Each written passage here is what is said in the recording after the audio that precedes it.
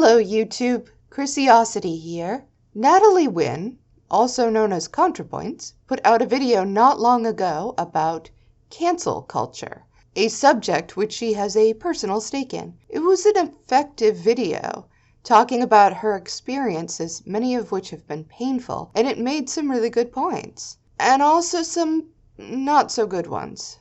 I'm going to go through some of my critiques of that video and some of the things I think were left out or need a little more digging into. Hopefully, people will understand that this doesn't mean that I want to see Natalie hurt. I don't. On a personal level, I like Natalie. I always have. That is one bias I can admit to up front. We're not, like, tight or anything. We don't hang out. But I've interacted with her a few times, and every time she's been nice, and she's a sort of awkward, nervous charm. And the easiest thing in the world would be for me to make another one of these frivolous, oh, I stand with Contra, ha-ha, woke scolds. I guess that means you'll have to cancel me too. So brave, you know. That would get me some views and some easy clout. But that wouldn't get us anywhere.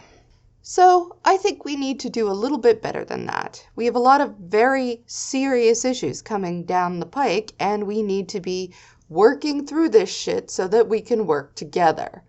As a bit of housekeeping, Natalie's video is super long, so I'm gonna have to do a lot of condensing and summarizing, and I'll link it so you can watch it yourself. So without any further ado, Natalie's video starts out with a very general definition and explanation of what she thinks cancel culture is. I'll put her definition on the screen for a second.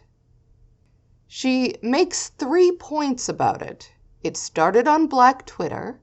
It was about using social media to go after powerful people who couldn't be gone after any other way, such as R. Kelly. And it's a form of vigilante justice similar in some ways to the guillotine. Those first statements are unobjectionable. I think Marie Antoinette might have had something to say about that last one. And here is where we come to what I consider the thesis of the piece. And I want to make the case that we do have, well, a teensy bit of a reign of terror situation on our hands, Gorge. Well, you would have to say that this is hyperbole, or we would have to dismiss it out of hand. And I believe it is hyperbolic, and that most people will take it as such when they hear it. The problem here is this is not a good place for hyperbole. When you're right at the introduction explaining what your argument is, that's a good time for clarity, not exaggeration. And later on, she's going to go on and criticize people for being exaggerated in their criticisms, and it weakens that point when she starts out by referencing the bloodiest aspects of a revolution. What I actually take her to be saying is that there are some elements of cancel culture, quote unquote, which involve making a public spectacle of others for prurient reasons, and these elements are way out of hand. She goes on to say that extreme versions of both sides of the argument are exaggerated and false. Natalie then goes into the story of James Charles, a YouTuber famous for makeup tutorials. Luckily for me, I have no idea about any of the people in this story, so at least there's no immediate bias, and at first I only knew what Natalie was telling us, which is fellow beauty guru and mentor Tati Westbrook made a video complaining about James's endorsement of rival hair products, wherein she also accused James of being a sexual predator. Now, I actually went back and checked Tati's original deleted video, and she actually never uses the phrase sexual predator. It's funny, I remember her calling him that because that became the story on Twitter. But what she actually said was James had tried to trick straight men into thinking they're gay. Oh my god, you tried to trick a straight man into thinking he's gay yet again. Natalie goes on to say that when someone thinks of sexual predator, they aren't really thinking of something like what James is accused of, which is true as far as it goes, and further that it's a huge stretch to call him that. She accuses cancel culture of the following characteristics: presumption of guilt, an accusation is proof enough of guilt; abstraction, going from the concrete details of a case to a more generic statement, such as sexual predator from James tried to trick straight men. She furthermore mentions, in what I think it's a really good point here, that there's at least the potential for homophobia in this sort of story. And I do think that whenever you're talking about a story like this, you should be on your guard against these little tropes that come through our prejudices, right? And then the third characteristic, essentialism. And I also want to point out a linguistic shift that's happening here. When the claim was James Charles tried to trick straight men, the verbs in the sentence were try and trick. So what we're criticizing here is James's behavior. We're criticizing things he did, allegedly, trying to trick straight men. But once the claim morphs into James Charles is toxic and manipulative, the verb in the sentence is, to be. So these adjectives are characteristics of James, and it's now not his actions we're criticizing, but his personality, his toxicity, his manipulativeness. This is what I'll call cancel culture trope 3, essentialism. Essentialism is when we go from criticizing a person's actions to criticizing the person themselves. We're not just saying they did bad things, we're saying they're a bad person. And that's what takes us from James Charles tried to trick straight men to James Charles is a sexual predator. So here we're targeting James himself, not just his actions, but the type of person he is, a sexual predator. And we've also really escalated the accusation, because I don't know about you guys, but when I hear the phrase sexual predator,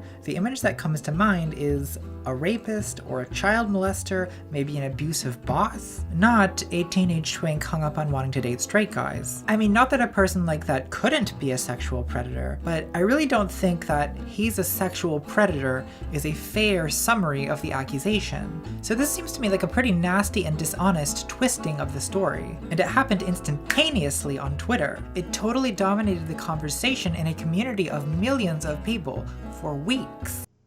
Let's start taking this apart. The first issue I have is one that will keep coming up over and over and over again in this video, that Natalie doesn't tell the whole story. When I was watching this the first time, it did strike me as odd that people would jump to calling James a sexual predator, since she's absolutely right. This isn't what comes into people's heads when they talk about stuff like this. So, Now, when you watch the rest of the statement in context, it made more sense.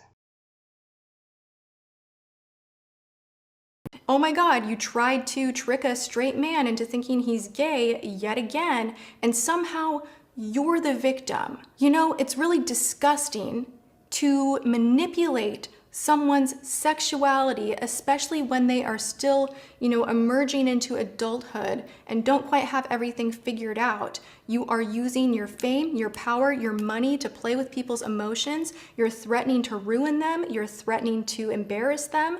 And you're doing that to have them behave sexually in your favor, even if they're straight. And you know what? That's not okay. That behavior is not okay. Whether you're a woman, a man, gay, straight, bi, whatever sexual orientation you are, that is your personal call, and it is not someone else's to take. It's not someone else's to play with. It's not someone else's to mess with. And how dare you laugh about it and make meme after meme and retweet and this and that and I love straight boys, and make it a joke.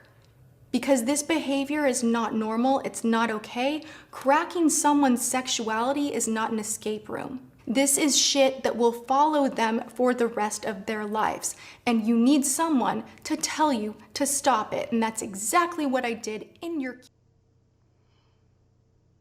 Okay, so now we go from the claim is James tried to trick straight men to James tried to trick straight men who were young and vulnerable specifically, leveraged his money and power, and threatened their careers in order to get sex from them.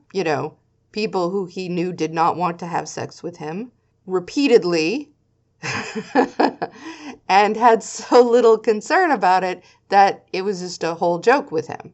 Yeah, that sounds pretty fucking predatory to me. And yes, this is just Taddy Westbrook's claim. And let's be very specific here. There is a real difference between believe victims and believe secondhand reports that there are victims somewhere.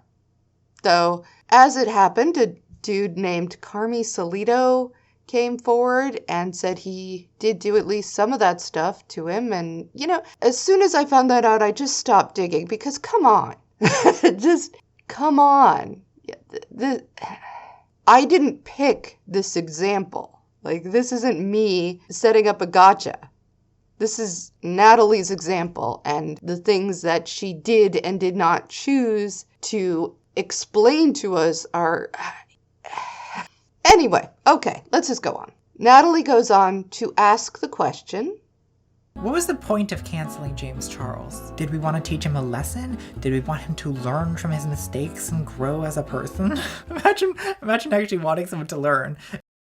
And this is a good question. She connects this to her next trope, pseudo-moralism and pseudo-intellectualism, where people pretend to have higher motivations like offering criticism or concern for others, when in fact they are operating out of envy or desire to see people brought down a peg. She also says this. When James was being canceled, I remember being kind of transfixed by the sight of his life and career falling from the sky, full tailspin, black smoke spewing out, and a lot of my YouTube friends were like, lol, did you see James Charles is canceled? LOL. But I looked up at James and I said, oh God, that's gonna be me someday. Stay strong, sister. Don't let the bastards get you down.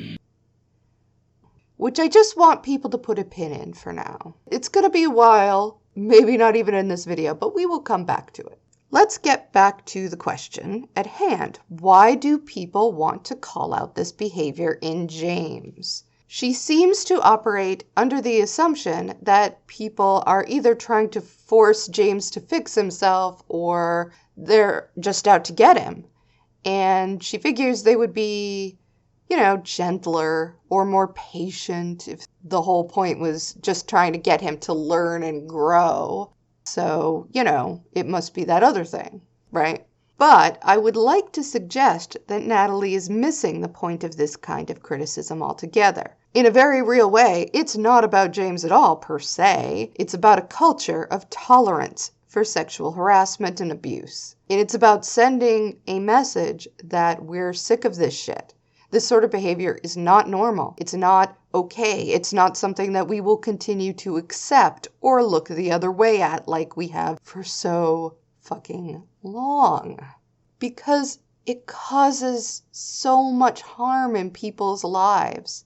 It's one of the most common complaints workers bring forward against those above them, and for everyone that comes forward, there are many that don't. It's been a major issue in some of the biggest workers' strikes in the past few years, and that's just on the job. When you start looking around and you're talking about doctors and sports figures and coaches, and you get into this place which is just, ugh. I would like to suggest to you that the situation has gotten to a point where people are a little annoyed. And we're just all done letting this shit slide. With very good reason. Despite knowing this, we still tend to be more concerned with accused people than victims and pay them more mind, show them more sympathy. And if a victim is from a marginalized group, then it's just that much more likely that we're going to look at them side-eye and just end up making their lives more miserable and doing absolutely nothing so far as justice would be concerned.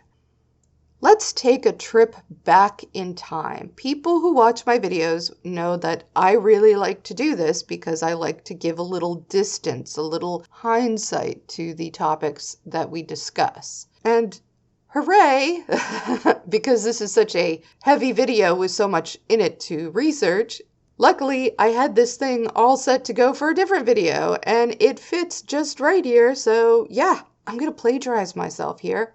Deal with it. All right, let's go back in time to 1989. This is 5 years after Spinal Tap came out, mocking the idiocy, the excesses, and the misogyny of the headbanging contingent. But this mockery hasn't caused any change or self-correction on their part. If anything, they've headed further into self-parody. This is a couple of years before Nirvana, and the metal acts making the charts at the time are Warrant, Poison, Bon Jovi, and a band called Skid Row, headed by the tall and follically blessed Sebastian Bach. This is also many years before gay rights went mainstream, years before Will and Grace or Queer Eye for the Straight Guy, years even before Seinfeld did that "not that there's anything wrong with that" episode. So, Sebastian Bach, lead singer of Skid Row, gets himself into trouble when he's photographed wearing this t-shirt. And you know what? Just watch. Obviously do it all again next year. Skid Row frontman Sebastian Bach became rock's latest embarrassment this week when a picture of him wearing a t-shirt with the declaration "AIDS kills fags dead" appeared in Metal Edge magazine. When Skid Row pulled into New York City a few days later to shoot a video, we asked Bach to explain, and here's what he had to say. Okay, the thing with the AIDS shirt, okay, like let's just, okay, I'm going to give my statement right here. It's an exclusive. Here it is. The shirt that I was wearing, as you might know, says AIDS. It's like the Raid logo. It's the Raid, Raid. It's pretty harsh. It's the Raid logo on a t-shirt, right? Only instead, and on the Raid logo it says "kills bugs dead" underneath it. Well, this says AIDS kills fags dead. And I said, what's wrong with killing little bundles of wood? No, anyway, nobody gets it, my jokes. A kid threw it up on stage. I put it on. And all these people got mad at me. But let me just state this. Here's my statement. I do not know, condone, comprehend, or understand homosexuality in any way, shape, form, or whatever. Size. But I do understand that it is not cool to make fun of death, and the loss of a personal friend or loved one is not funny in any way. My grandma died of cancer, and if some moron went around wearing a t-shirt that said "cancer kills grandma's dead" under it, but I'd also think it was kind of a funny shirt, but I would be offended. So there's my statement. Thank you. Oh, God. Now, I was a teenager back then, so I remember this quite well. My formative years were as a queer kid in the 80s. And yay me, 30 years later, I'm having the same arguments. Okay, great. Anyway, this was the proudly politically incorrect era of music, of hairband metal. And I'm sure that some of my younger watchers may be a bit surprised. This is nothing out of the ordinary for the time. Except that I'll say, with this backlash, you are just starting to see the worm turn.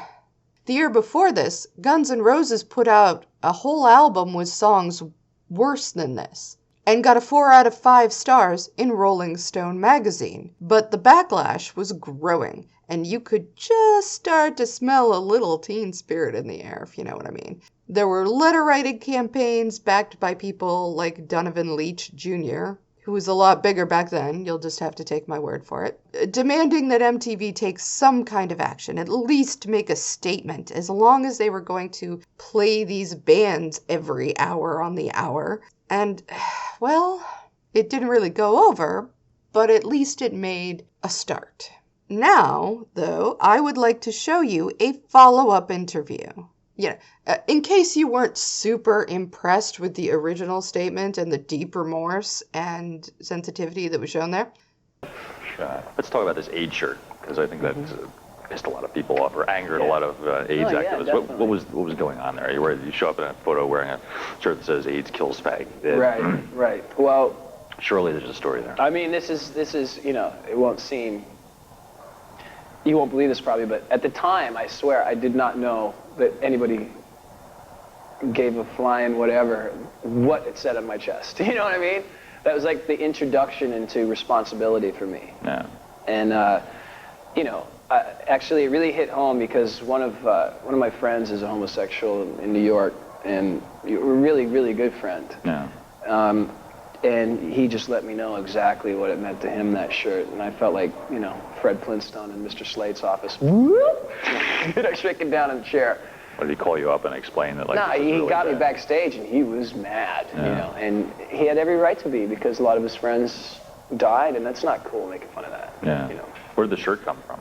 So it was thrown to me on stage. I didn't even know what it said. I put it on and said, this sort of, you know.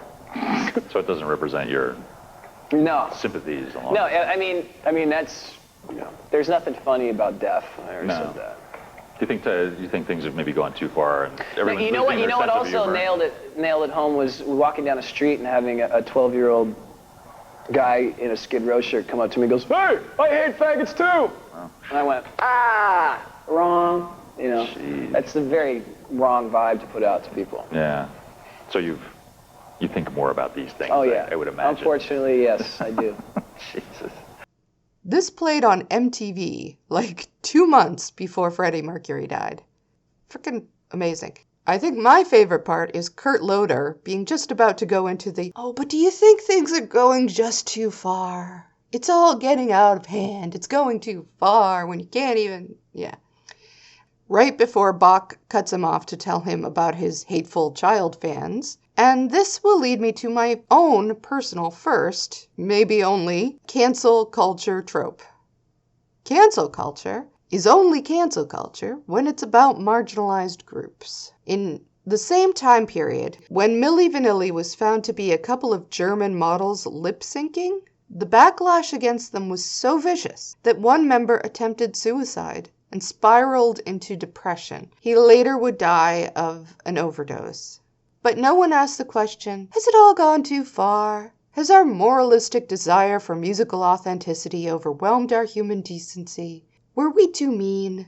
Should we have just let them keep going with this whole hack thing? It was making them happy. If you want to take a more recent and YouTube-based version, we might look to mundane Matt of the YouTube skeptosphere. When it was discovered that Matt had been sending out DMCAs to his critics' channels and lying about it, it hurt his channel. It hurt him financially. And it contained many of the tropes we're going to talk about here. People decided that he was a bad person. They made arguments full of moralism. And many of these were made by smaller channels who may well have been exaggerating their outrage in videos, wanting to see him taken down a peg or wanting a little piece of whatever he had. You don't know. There were demands on his friends to make statements or distance themselves from him. I'm sure it was unpleasant. And sure, you can certainly see how a desire for honesty or not being a hypocrite could go too far. And everyone lies or is hypocritical sometimes. Between you and me, if you want to see every cancel culture trope referenced in Natalie's video, just look at the stands in her comment section. They're full of it. They use them all, and with zero awareness and self-reflection. So, woohoo. But, that's not cancel culture, right? They wouldn't say so, and I have asked them, and in a way, I agree with them. No, cancel culture is marked by its association with the other. Not only association, but attempts to vindicate, to create justice for, to raise up. And fundamentally, these are not people who can be trusted. Their moral arguments aren't like ours. It's a put-on with them, a trick to get more clout or power.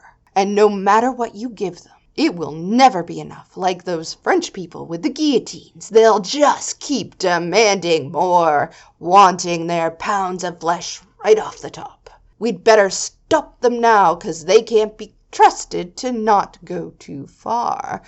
Mwahaha. And, yeah, you get it.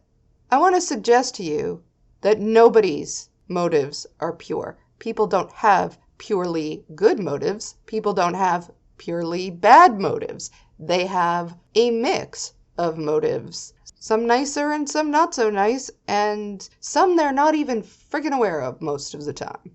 And that's just how we are. All of us. Anyway, this is a lot for today. So I think it's best we end here and let everybody process what we got.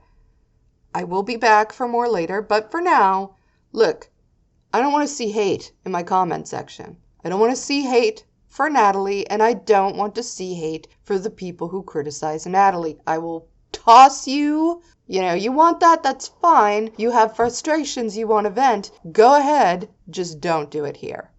All right? And I say this, but, you know, I still love you. You know, I know most of you are cool anyway.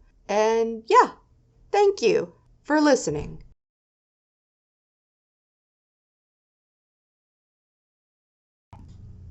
A Wingless Monkey, Andre Rodriguez, Brad Savvy, Bruce Bartup, Chris Hawley, Culture Shots, David Perry, Dr. K.M. Winters, Electric Robin, Heather N. Alton, Jamie J., Jesse Wynn, Joe Taylor, Joanna Carvalho, Kelly Zahos, Kevin Thurber, Christina L. Mogul, Mad Blender, Marianne Reithner, Marius, Mark, Mike Yoakum, Nick Hayden, Objectively Subjective, Pietre Liuto, Samantha Kootner, Serena Gallagher, Some Random Geek, Tashby, and Troy David. Bye!